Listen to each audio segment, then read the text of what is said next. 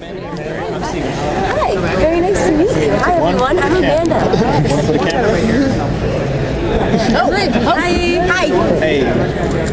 Thank you. Of course. Good to see you again. Thanks. Hey, how are you? He's just stalking us. I'm following you all over the world. I know. San Diego, New York, and now back to New York again. Yeah. It's great though. It's fun. Nice to see Great you. show to cover. Oh, thank you very much. Really enjoying this. So we've been asking everyone, knowing that you guys are jumping around, from era to era, what is your favorite era? What was your favorite era so far that you guys have been able to play around in? Well, I haven't gotten. I haven't had. No, you've been in different years. I have, but my favorite is watching you and Cole in the 40s, especially because the set we have, the costumes. I love that. It's very romantic. Yeah. Just the music and the hairstyle. And when they have these background, thank you so much. When they have these background actors come in, the first scene I did, I walked into a hotel and it was filled with these actors in these outfits, and there were some men in their military garb, and I really did have to take a second to remind myself that I was on a soundstage. It was just beautifully done, so beautiful.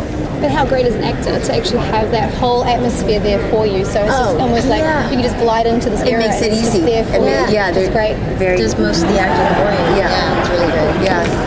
How well was the transition going from the 1940s to the 1970s? I didn't get to go to the 70s. Spoiler alert. I look forward to seeing. I've seen snippets of the 70s stuff, and it's wonderful and ridiculous. Look forward to it. Yeah. Are there aspects of your character's growth this season that when you were reading the scripts, were said to yourself, I can't wait to get to this part? Yes. There's a lot, but I think one of them is, for me, Jennifer getting sane. And I can't say how that happens, or if it sticks or not, but you will see a sane Jennifer this season. Yeah, and how different was that for you to sort of to get into that, since you've been doing the insane? I never felt I was insane. Right? And so many people have said that to me that Jennifer's crazy, and I never saw her that way. So it was actually weirder to be insane, because I'm like, well, I am already. And also this season, I think you get to see a lot of characters teaming up with characters you would never expect, or didn't last season. So I think we both get to play with different. I got to do stuff with Jones, who I'd never worked with before, and so I think you with Deacon, there's a really interesting storyline there. Yeah, Terry said that all the characters kind of got their roles reversed and changed. I think you just put all our names in a hat and went like this, and then put us together.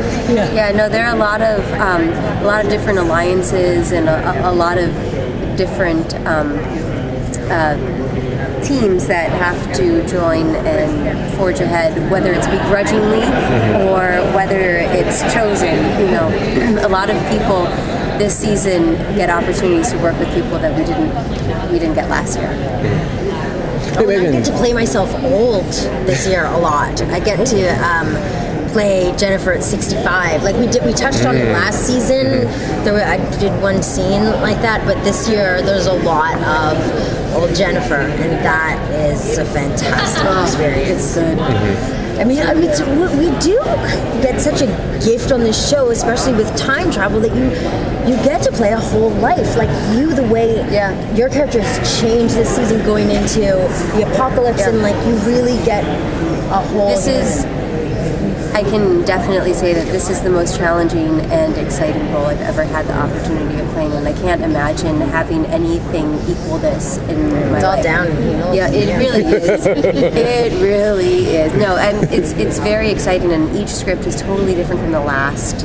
It's I can't wait to be able to tackle the material that I get, from week to week. It's very, very rewarding.